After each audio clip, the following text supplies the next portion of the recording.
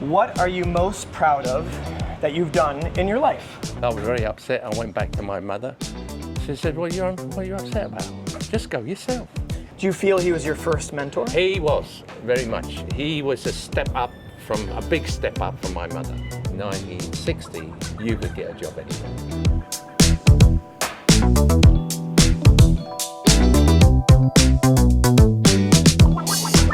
So Graham, where are you from? I'm from the UK, and I am from a place called Slough, which is about 2 or 3 miles away from Windsor Castle. And Slough means a bog. Oh, wow. Swampland. When were you born? 1945. So at 80 years old, Yes. How much do you walk every day? Do you know in time-wise, or? Well, I do what you call steps. People do, it's called steps now. I don't know whether you've heard about it, but Yes, it's a yeah, Japanese thing. Careful. And I do 10 to 12,000 steps a day. Amazing, excellent. 4,000 in the morning or more, and over 4,000 or 5,000 in the evening. Before it gets dark. Right Is it down? here. Oh, I've never been down here. Oh, you've never been down? This No, is I've never been down. my favorite soy to walk down. Okay. To me, it feels like old Bangkok, or what old Bangkok should be. What are you most proud of that you've done in your life? Oh, swimming champion for a Swimming start. champion. Yeah, I was men's and boys at the time. And how old were you then? I was 10 till 15 years 10 old to when I 15 years stopped, and old. I went to work, and that was the end. They thought I was going to go in the Olympics. I used to be in the local newspaper regularly taking pictures. Wow. I can show you pictures, but you're going, so. When was the last time you were swimming? Sorry, watch out for this car. Over a year ago, Okay. until the accident. Yes. When the accident happened, my son said, "You're doing too much." Okay. And because I was, what's this guy doing? Very careful, that's very good. Yep. Cotton cap, okay. Okay. Very Yeah, good. these soy are very narrow, so we're trying to be careful here. So, yes, I stopped over a year ago now. My son, I used to get the boat down to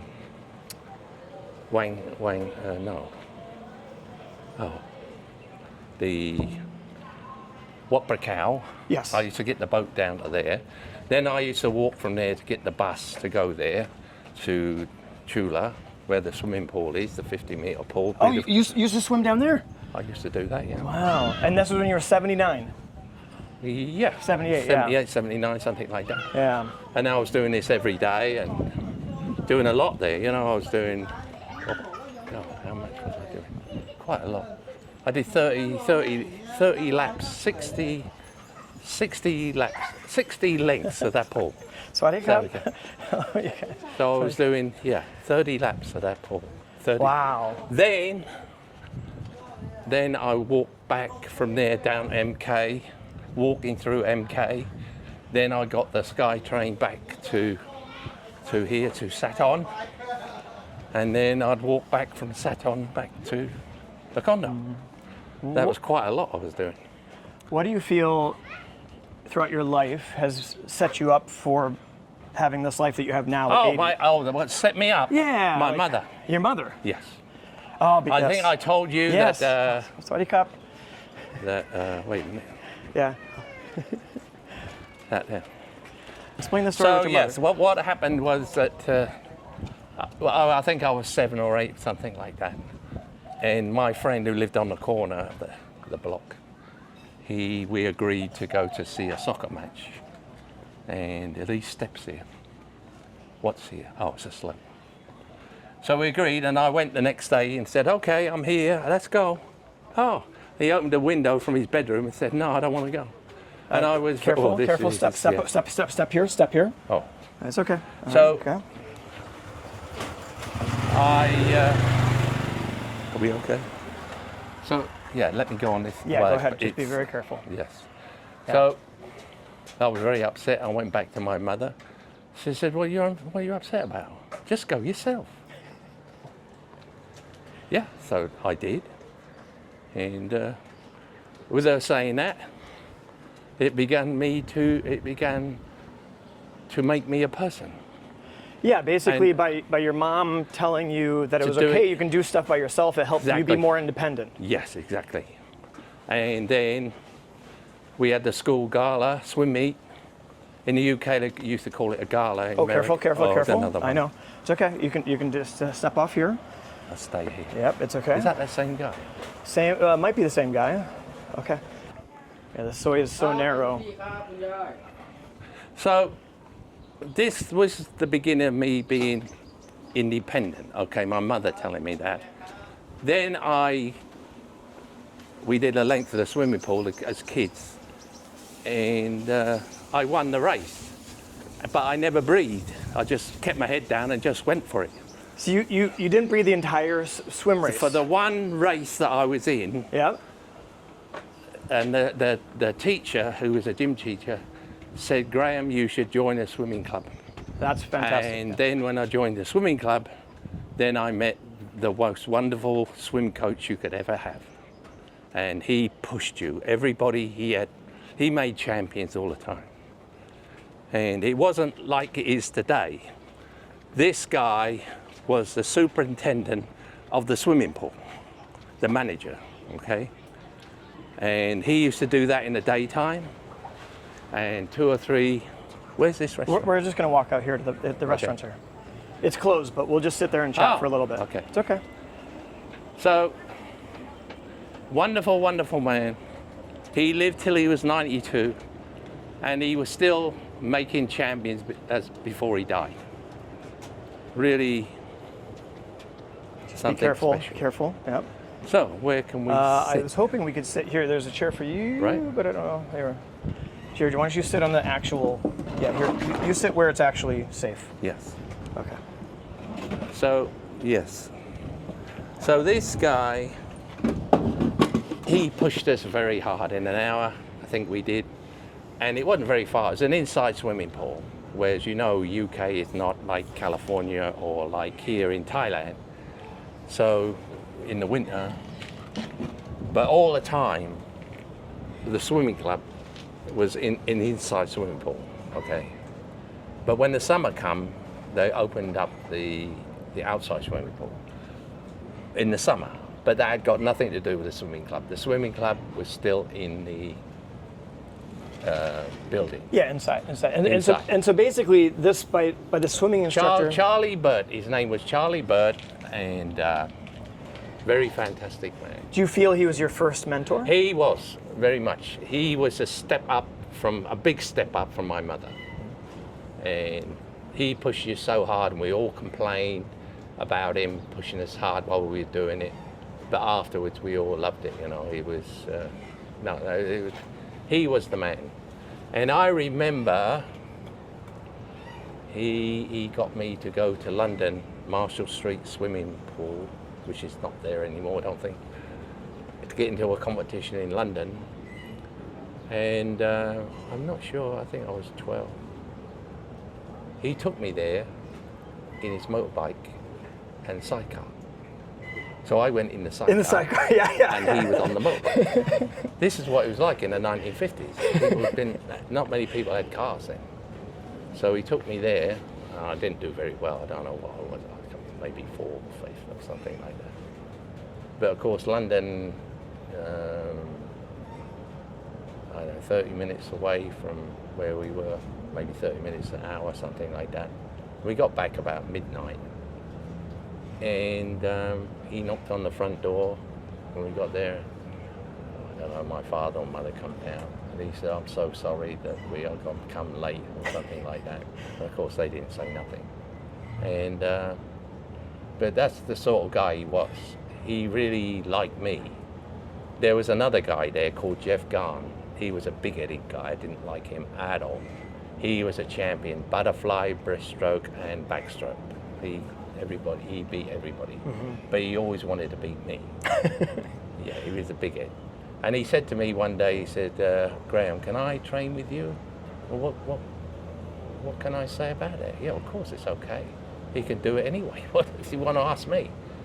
But then he was testing me out to see how good I was. Then we come to the big race, the day of the big race. And of course he was the big challenge to me. And you know, I I think in those days it's 100 yards, not like it is now, 100 meters. But the swimming pools were 33 and a third yard long, the old style. They only had like not many 50-meter swimming pools in the UK in the 1950s, maybe 2 or 3. I'm not sure, can't remember. But they didn't have many. But in that race, he really wanted to beat me, and you know, I touched with a little finger touch, beat him, because they're there with their stopwatches watching you and like that, and I beat him. He never ever come back to me ever again. Never challenged me ever again. I finished him right there, and he never challenged me on that. There was one guy there, very nice guy, 57. Yeah, I was 12 then, and he had a Vauxhall Cresta in those days, which was GM. Okay, this was GM, like a scaled down GM American car, and beautiful car. It was like, wow, it was an American car. It was like two-tone. I think it was pink and white. It was two-tone, and he took me to a swim meet, very far. We did 100 miles an hour in that car. I mean, you know, that was a 6-cylinder car. And wow, very impressed. And of course, the next year, this guy had a factory. He was making, I'm not sure what he was making plastic ashtrays for Fords or something like that. I can't remember what his job was, but he owned that factory. And the next year, the Vauxhall had a 3 partition on the back, like a quarter, and then the big one, and then another quarter like that. But the next year, the 58 had a complete wrap-round rear window, which that's what they did. But like everything, Vauxhall's got a bad name. You know why? I forgot. Rust. Ah, that's right. They were rusting away in a year. They had a car that was a horrible looking car that Vauxhall made, a Vauxhall Victor it was called. And it was a terrible looking car. And that was one of the worst to go rusty. Within a year, they reckon they were going rusty before they left the factory. They were going rusty. And they got them such a bad name for years and years and years, Vauxhall. And do you know who got them out of problems? Who got the name Vauxhall back again? GM? I don't know. Well, GM, remember GM owned Opel. Oh, okay. Opel in Germany. Oh, okay. So it's a German car. And if you got a German car, of course, they're made very well. Yeah. So what they did in the 1980s, I think it was, they put a different front on it, but the same body and everything, but put a different front on it and called it a Vauxhall Cavalier. Vauxhall Cavalier. And it's fine. Okay. Thank you. Yeah. Okay. So they called it the Vauxhall Victor then, and they were going rotten. The bumpers at the back were that they had the exhaust coming out the back, and all that area, the bumpers were all rotten. The whole car, terrible looking car, but the Cresta, gorgeous car. He offered me a job in his factory, and I turned it down because I thought that I'm happy that I did, because if I did, I wouldn't be here or ain't doing it.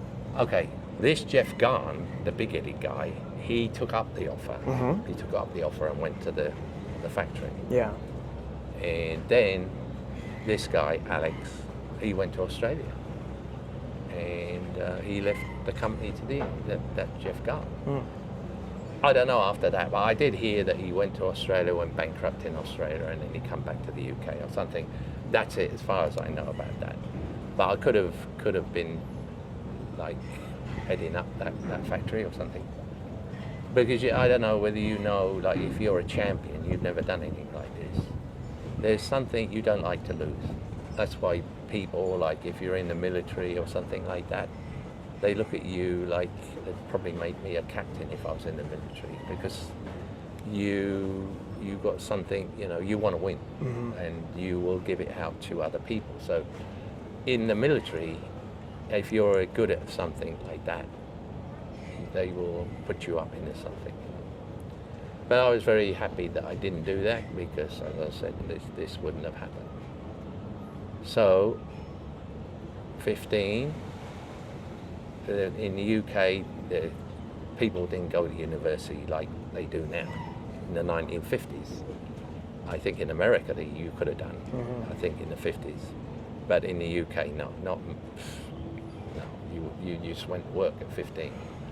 And at that time, 1960, you could get a job anywhere. It was called the Slough Trading Estate. It's a very big trading estate where they made everything. They made it. They didn't make cars here, but they made everything. And if you didn't like one job, you just go to another one. If you didn't like that, you go to another. That's the way it was. And if you didn't work, everybody looked down at you. What? You know, like that. So that's what happened. And I was working for Citroen because didn't like two of the jobs. And my father was working at Citroen then. He tested the hydraulic pipes that go through the car. He tested them on a machine. And he had a big apron thing, nothing special job. But he got me a job at Citroen. And Citroen was a very nice company to work for.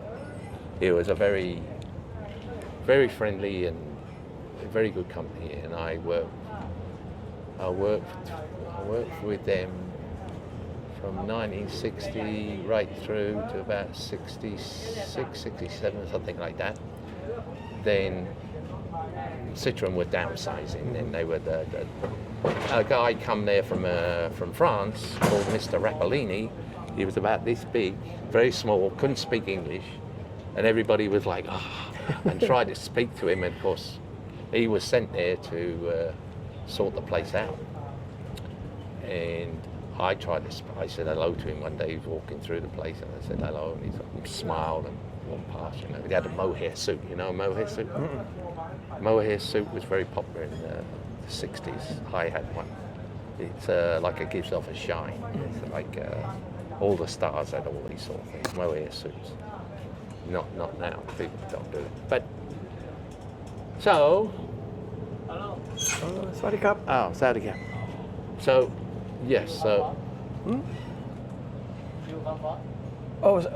So sorry. What did he say? I don't know.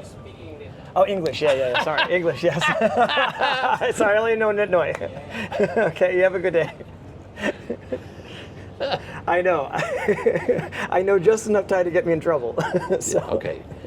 So where was I? So I was very after, upset because my father they kicked him out, made him redundant long while before that, a year or two, something like that, and they closed it down bit by bit. It was very sad. And because they assembled a car there, it was, as a kid, they had steam train, two steam locomotives, and they used to bring all the coal up to the power station, its own power station. It's still there now, but it had its own power station. They'd bring the coal in. The British Railways, the main line, the two steam locomotives belonged to Slough Estates, the company, because they had lines going all through the trading estate. And so I used to go up there as a kid when I was at a bicycle, I think when I was 8 or 9, going backwards a little bit, to watch these steam locomotives. I couldn't get over them. I just couldn't get over them. And I watched them. I used to go up there and watch them a lot. I'd get on the bicycle and they would come around with their, whatever they were carrying up. Like they went to Mars, Mars. Mars Confectionery? Oh. You don't know Mars Confectionery? I do know Mars. Yes, I know Mars bars very well. It is a confectionery. Okay. Yes. Well, but of course, I didn't. What happened there? There were two brothers, so I understand, both American. One, I don't know whether they had an argument. Sorry, I'm going to reframe this, know. but you just continue on. Sorry. I don't know whether they had an argument or what, but they split up and one went to the UK, and he went to the. He went to the Slough Trading Estate, and my old boss, he remembers Mr. Mars himself, in a small unit across from Citroen. Citroen was very big then, they had many units, big, okay. And he remembered Mr. Mars cutting up Mars bars with a knife. That he remembered him. Wow. going back to the 1930s or before that. And he said about that, because it was just across the street. You know what happened? Okay. As Citroen went down and they you know, all the units, they got smaller downsized. Mars went over there and took over all those units when Citroen's was backing off.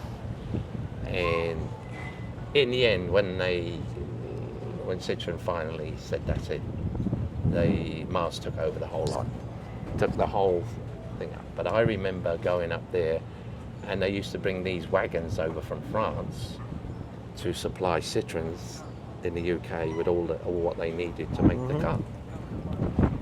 Sorry. Because the car in the UK was a right-hand drive, not a left-hand drive, like in France, like in America. Yes. Yeah. Okay.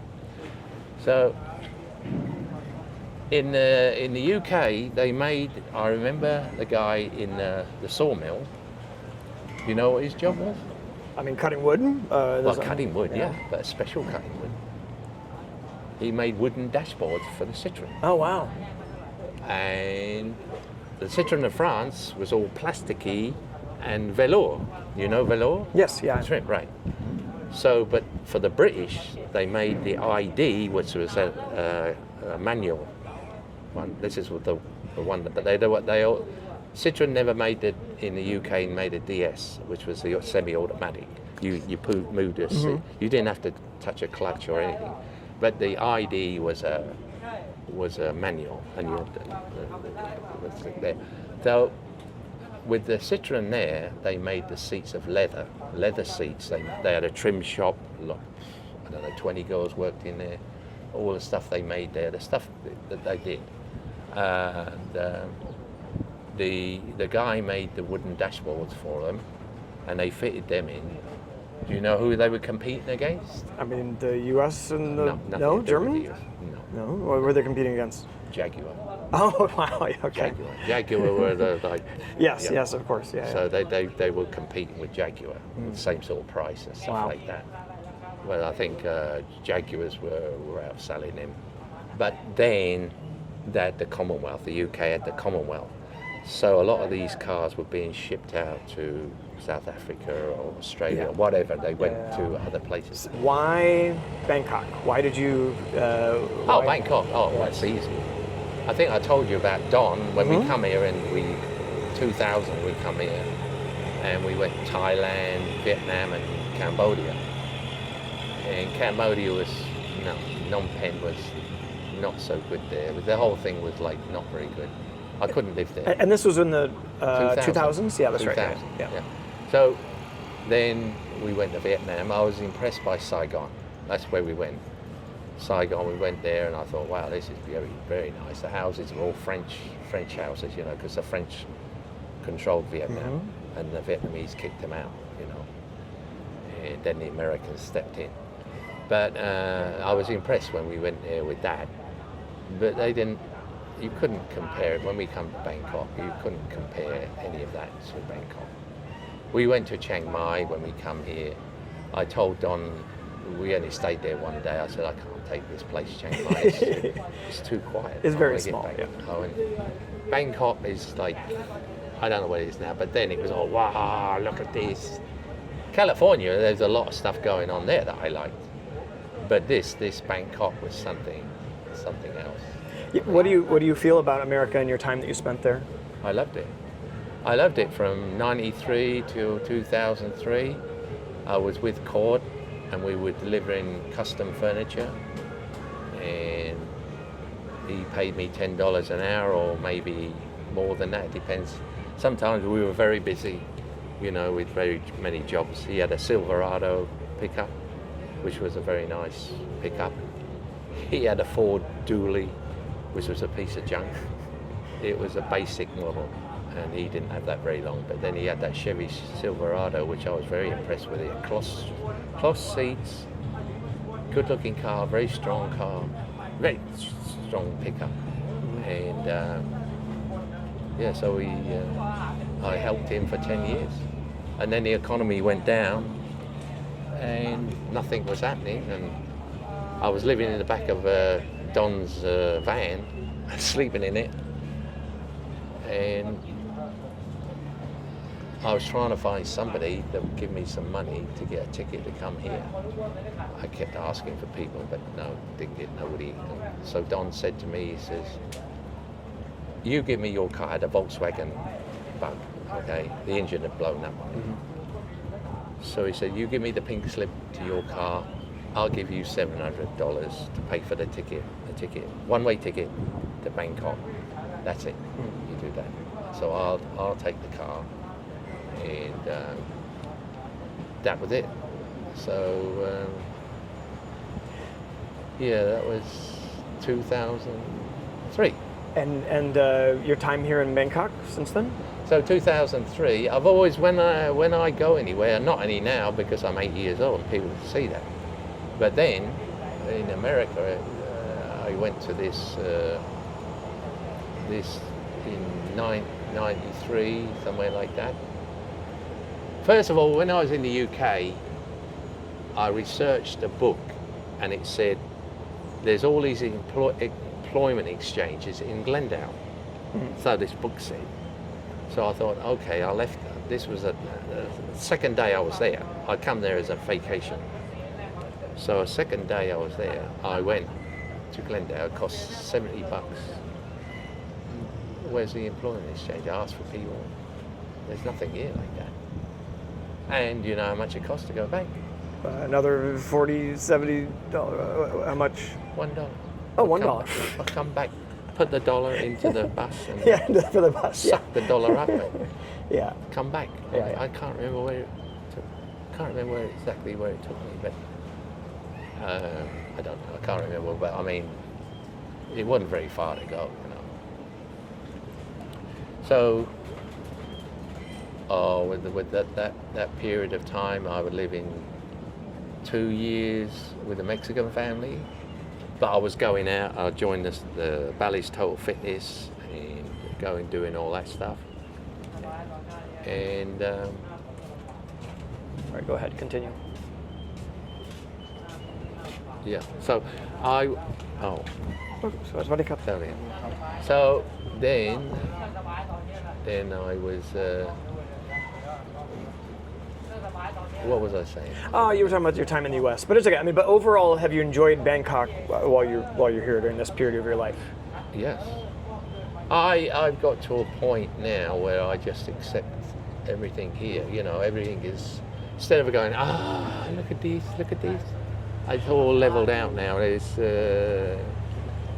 this is my life now. It's where do I go from here? There's nowhere for me to go. So this is where I'm going to die, and you can't beat Bangkok. It's everything. It's if you talk about food, you can have cheap food. You can go and buy very expensive food. You can buy whatever you want to do here.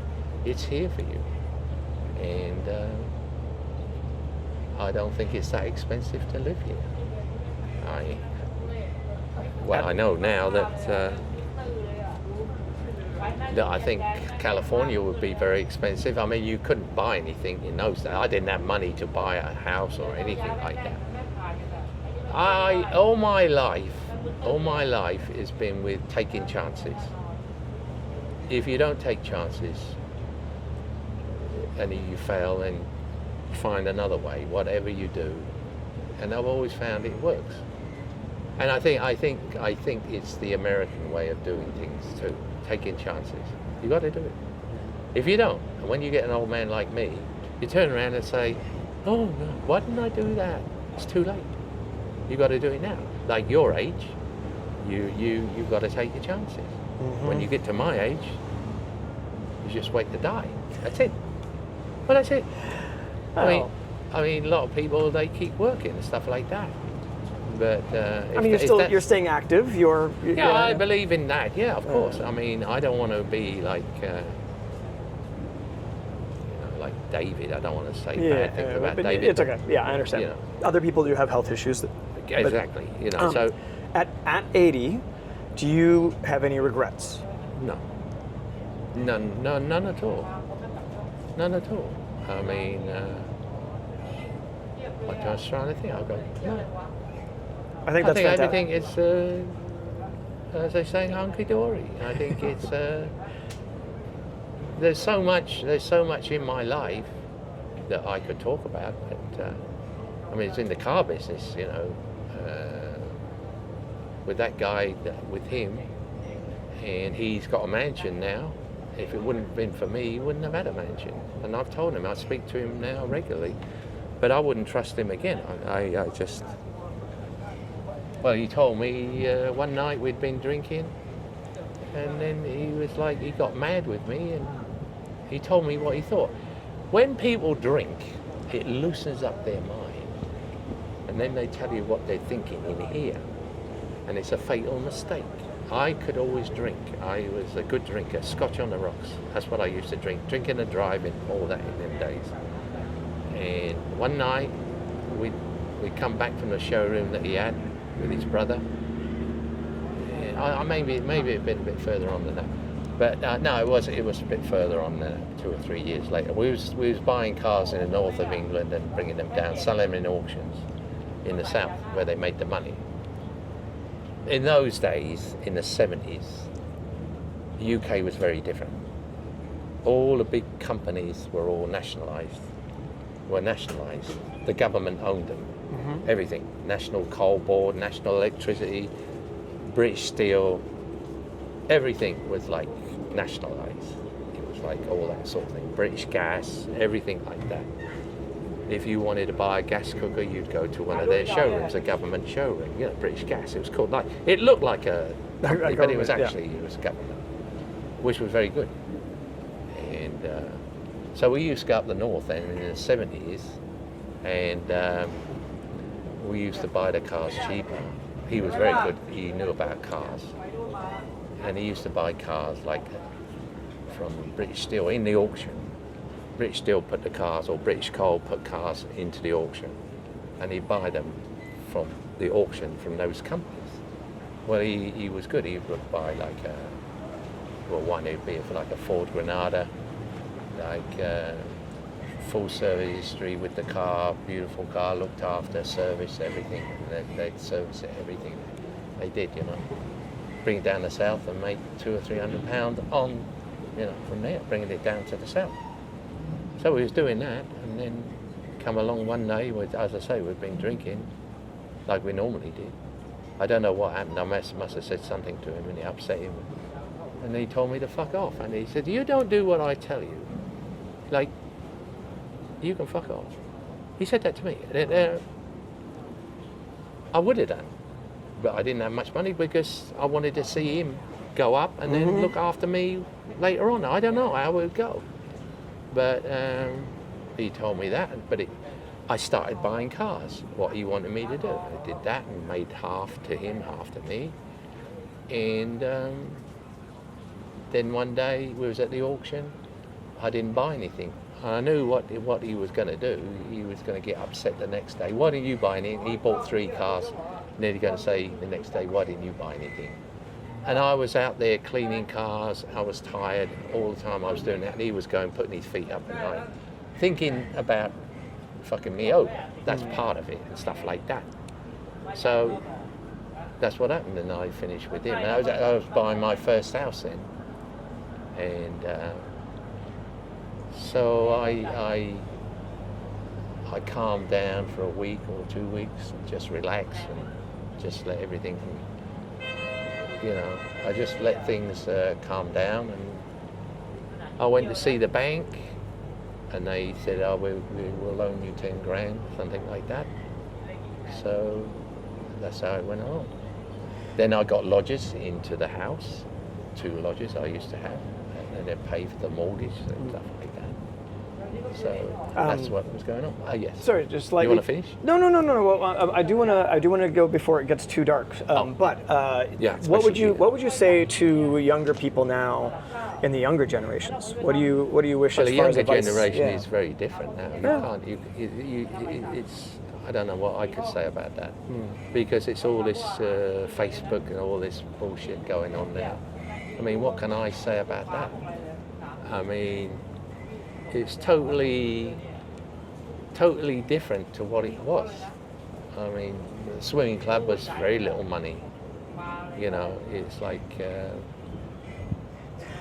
I guess I think, as I say, it's very different to what it was then when I. Yes, but I guess the two things that I feel from your mentors and your mom and your swimming coach, I mean, one is being independent, I think is still an important thing. And I think this, a lot of people are very lonely now, and a lot of people have not learned to be themselves, even when other people aren't, you know, and I think maybe social media has, you know, is well, stopping that a little bit. you know, I don't do that. I don't. I'm not interested in. I'm interested in about things of the past and things like that, and what was happening when I was a kid and stuff like that. Because when you're a kid, you don't understand what's going on. So that sort of thing, I like to look back on that.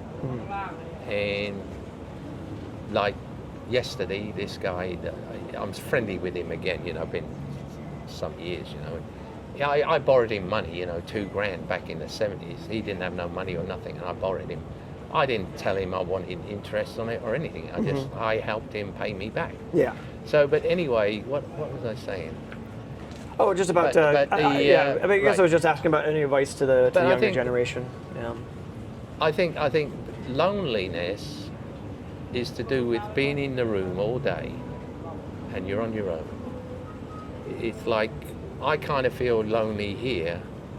Like I don't have somebody like you or David or Guy over there. I like to see him more often. But people like that, I can't talk to younger people, whether they're Thai or whatever. You can't talk to younger people. I can only get happy with talking to you or David or somebody like that, my age group, something like that. So. This is all the traffic we have. That's one of those boats that hit me. Yeah, I didn't know if you could talk about that or not. Of course, but I can. Yeah. So this, yeah. Why do you mean you don't know whether we can talk about it? Well, I just didn't know, you know, where the things were at. But yeah, so because obviously that kind of affected your life here in Bangkok, didn't it? Not really, no. Okay. No, the boat hit me. That's it. Oh, yeah.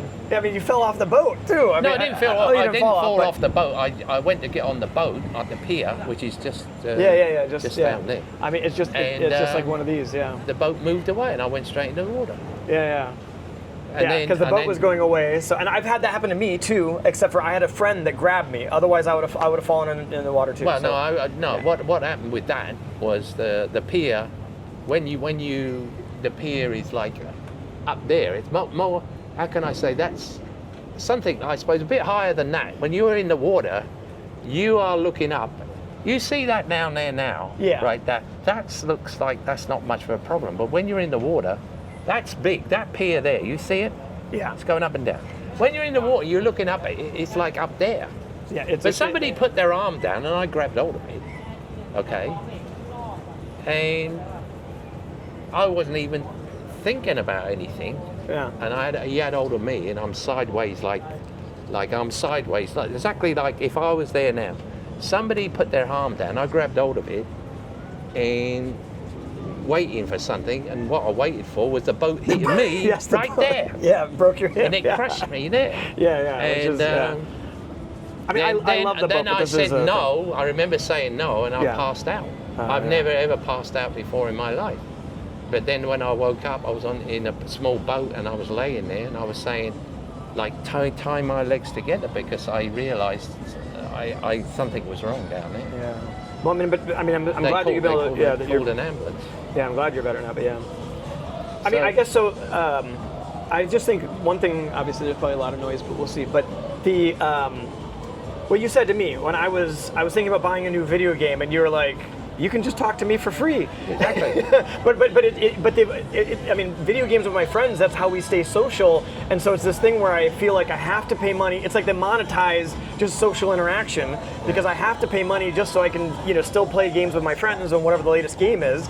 I know, it's just, it's... Well, if you talk to anybody, old people like me, they don't get all this stuff, games and things like that. Well, same thing with dating. Dating, it's totally different. Either you spend a lot of time for free on dating apps, or you spend money on dating apps. It's the same thing, instead of just, When I was young, I used to go to London 60 odd years ago. You go to dance halls and you know people there, everything like that, and you get to know whatever. I used to know a lot of people in London. Yeah. Not all this bullshit like that. How do you know who these people are you're talking to there? There, you got the real people there and all this stuff that was going on there. Yeah. I was talking to him like last week. A group of us, I didn't know anybody. When I go anywhere, I don't know anybody. Exactly. When I come here, I don't know anybody. When I went to America, I didn't know anybody. Everything I do, I don't know anybody. So when I went to the Hammersmith Palais, it was called, that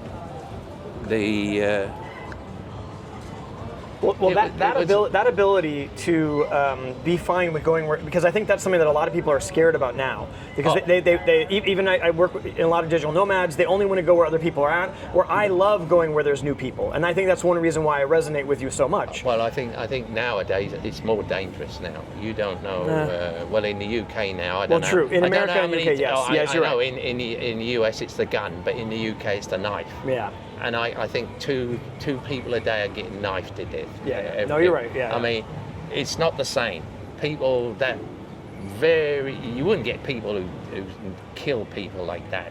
You might have big bouncers were at the dance halls and stuff like that. But I rarely ever see that. But you didn't mess around with those people. All that sort of thing. What's going on now? No way. So all of that with the Facebook. All that meeting people is kind of out the way. I mean, I know you and I know David and I know Guy over there. I can talk to you. I know you're not going to kill me. I know David's not going to kill me. No Guy's got to kill me. I know nearly all Thais are not going to kill me. Yeah. That's not going to happen here. But the UK, I think, is very dangerous now. Yeah. Very dangerous.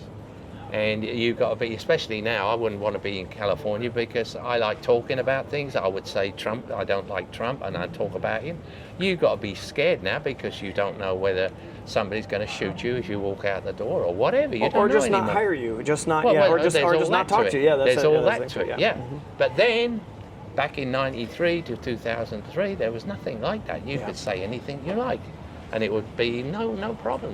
And I used to travel the world in the early 2000s, and I would I like to come back to America because America at the time was still good and great. It was I mean I'm sure, and for me I still am optimistic about it, but I know that you are not right now. That you don't feel sorry. that. I'm sorry, Mr. Trump's got a big wrecking ball in the first 100 days. He's caused so much damage. I think it would cause. The next government, whoever it is, if they want to rectify it, they've got a lot of things to do. He's got 3 years to go yet, more than 3 years to go yet. What more damage is he going to do? Sorry, I'm only changing it because it's politics, and I'm going to try to stay a little neutral about that. Okay. No. Did you ever eat here while this place still existed? Did you ever eat at this place? No. Oh, okay, because it was a very interesting place. Oh, so sorry. No, it's okay. Okay, that would be a bad. No, we have to go. We have to get going. Bye now. Yeah, Okay. They're just being so nice because he's offering the seat over here. But yeah, I mean, but this restaurant was really phenomenal. You used to come here? Yeah. So I mean, but for me, this is. I guess I had no idea about Bangkok being this way, and I'm very glad that I was able to make this my home base for so long. But we're gonna walk back. So I just. Oh, you want to go now? Well, yeah, it's getting late. I wanted to make sure that you got your right. Yeah, that's fine. We'll keep on walking, but because I know this is gonna be. I want to make sure we. This is could be dangerous. Yeah, here we can pose for the screenshot or for the. There we go. For the I don't know. We'll work on this. Okay, but let's go because I know this is gonna be. Motorcycle coming through here. What's he doing? I know. It's okay. But yeah, I love this soy because it just feels. And then down here, I saw the big giant monitor lizard. It had been as big as a person here. Oh, that swimming pool I used to go to, not the one at Chula, another one I used to go. They closed it. They had one of them come in there, big one, like a monitor lizard in the pool. Didn't get in the pool, but it was on the land. Oh my gosh! And the guy there was like a hunter. He made it go up the stairs. He went up there like a rocket, like on its belly, like that can be really fast. Right? Yeah, went up the stairs just where that guy wanted it, and he got the pole and stuck it in it and killed it right there. Oh my God! Wow. And the woman who was at the restaurant. She said that man was very bad to kill that. I mean, I'm surprised. But you got to think about it. If that thing had come down and got in the swimming pool, yeah. Oh, that'd have been. Well, the thing is that supposedly there's a lot of bacteria in their mouth, so it can be very toxic. This is how they kill you. But this restaurant, the Google photos of it was when it was flooded, so people their feet was in the water as the But I just think that this is. But yeah, I mean, but I've been very glad that we can live out here by the breeze. I really like. That's the one I was at. By the way. This was the pier. I think it was. Oh wow! I think that's the one. Yeah, because this is that's right. I mean, I love that. See, the boat will stop. You know, I used to wave the boat and stop it from there. You know. Yeah. I mean, it's a beautiful thing to have, and I love the boats. I think it's great service. I only use it a couple times. I think it's a great service. I used to do it regular when I was a teacher. Come and get it. Very, very nice, gang ma. Good job. Yeah, I love. Yeah. I like. Pomegranate? I don't know. I think it's pomegranate. Pomegranate? Yeah, amazing. Very nice. Okay, here, help me get back. Just be careful because this is the most dangerous part here. Yes, it is. Yeah, we just gotta be careful. Watch what I'm doing. I do too. Yeah, the monitor lizard was underneath here. Yeah. Yeah. It was. Well, there's a baby one roaming around where we live. Oh yeah. I don't see it down there right now. As you say, you know what they do. They bite you, right? Yeah. And they know that it's going to take a day or something, and you're going to die, and they're going to eat you. So they follow you around. They follow you until you pass out or whatever, and then they eat you. That's what they do. Yeah. What you said, they put when they sink the teeth into you. That's. Yeah, there's just a lot of bacteria. So yeah, I mean, I love this soy, but man, it is very dangerous. Yes, I think it is. But it's also just really amazing. Just be careful. Well, I've always wondered what was going on down here, so now I know. Yeah. I mean, it's the contrast is very interesting between our life up in the high rises and down here. But I was on a date recently when we walked these soys, and I was taking photos, and to me, I think the canals and stuff are romantic kind of in their own way, and she was like, well, these people don't really want to be living this way, It's, well, the thing is, living here, you're going to have mosquitoes. That's the problem here. Yeah. That's the big problem. And I don't want dengue again. You got this American guy ride for kicks. Oh, it's a grasshopper. Oh, okay. Oh, okay. Interesting. Okay. They got the jackfruit. I love the jackfruit. Right. Okay. Sweaty cup. So yeah, the American guy does ride for kicks. I see him every time he lives near. Oh, my light's been on this whole time. Yeah, I'm watching him. And he's a big fat guy, but he does the shots of him with his face and don't show the bottom. You do see sometimes he's got a big fat ass and everything, but he goes eating all the time. He goes to restaurants all the time. This is what he does. He's got a motorcycle. He's got a pickup truck. I think he killed his other wife. Oh no! I hope you're not. No. I mean, you actually. Why I'm saying that he killed her because they were all going to restaurants and stuff. Oh, just overeating. All the time they're going to restaurants. Yeah. She was only 50. Wow. I think she got cancer. I think, but so, he's got a new one, and they're doing exactly the same thing, going to all the restaurants. Let's go back. So when you were 50. Yes. What were you doing? 50. What was I doing? Yeah. I was in the car business, and I was. Wait a minute. 48. No, 50. I was in California. You were in California, and you really enjoyed your time in California, yes, I right? did. And you were meeting new people, and you. Well, no, I knew a lot of people by swimming. Some of them I knew. A professor. He went very, very high up in the. He went very high in the education of California. I can't remember what he ended up at, but he must be 80 now. But he couldn't get over the way I was swimming. People would always could see that I could swim correctly. But so you were swimming when you were 50 and you were active. Yes. Okay. Because I guess there's this idea that you're setting your life up at 80 when you're 50, and so that's why I was wondering what you were doing in some ways. No, I wasn't setting anything up. I take every day, day by day. Nothing's setting up. I think I think you just got to look after yourself and do, stop anything happening if you can. I mean, So no, I wasn't setting anything up. I mean, I don't know what's going to happen with me today, tonight, whatever. It's so you feel part of your success is just living day to day, yes. being independent and taking chances? Yeah, when we go to Pattaya with my son, we went there a couple of weeks ago, and he actually stayed with me this time. I always get a separate room to them, but he brought a cousin, a girl, and they all live with the kids and the wife. They all went and stayed in one room, and he come and joined me, which he doesn't normally do. But it was okay. We had 2 separate beds, and Yeah. it was okay, no problem. And so I don't want to be with them. Maybe they don't go to bed till 11 or 12 o'clock, stuff like that. I go to bed at 9 o'clock or something like that. I go to bed when I feel tired, usually 9 o'clock. So, but I'm okay. If we go out to Pattaya and we go out to a pizza or go somewhere with them, I'm okay. 10 o'clock, 11 o'clock with them. But it's surprising what I can do. But if I'm on my own like this, I get tired. Do you have any advice for your son? For him, no, not really. I think he's doing very well what he's doing. He's got a very good job for a Thai. He's he doesn't want to say what he is. They obviously think something around because he's got the Toyota.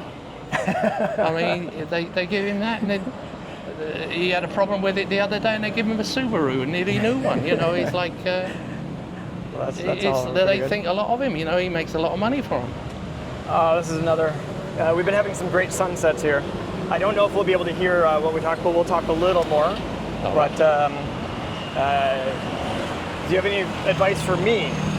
Advice for you? Yes. I mean, some of my. I can't. I think you're on the right sort of thing. What you're doing, you've done so many jobs, like Americans do, whereas UK people they don't do that. They don't take chances.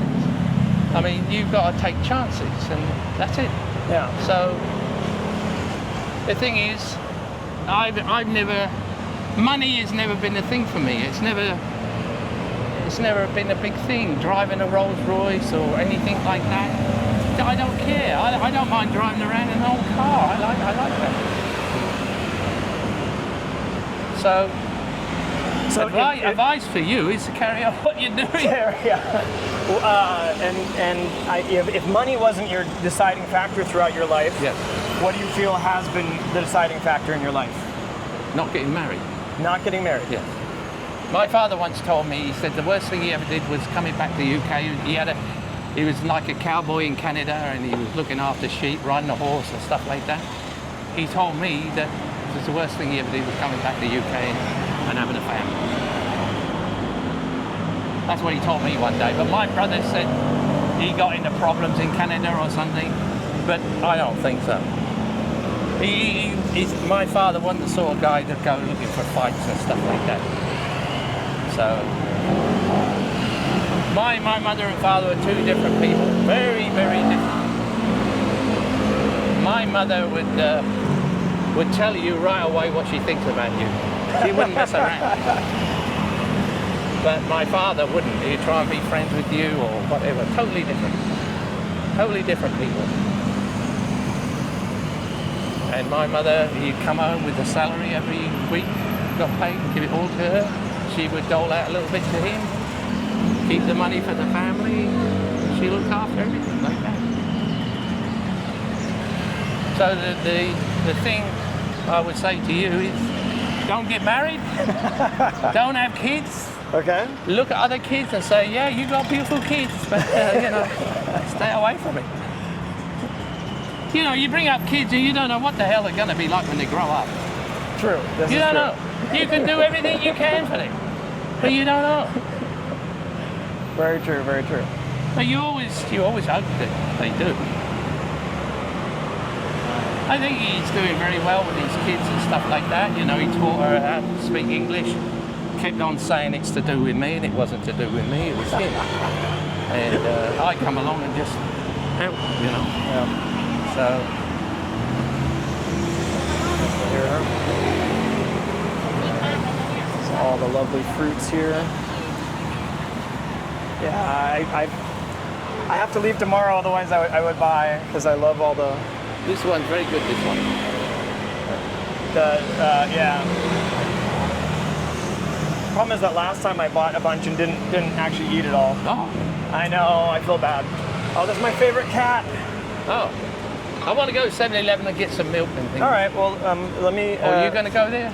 yeah, I can go there, but let me, we'll just finish up, but... What, the filming? The yeah, video? sure, why not? Yeah. But thank you so much for sharing all the words and stuff like that. I hope it will help you in your life.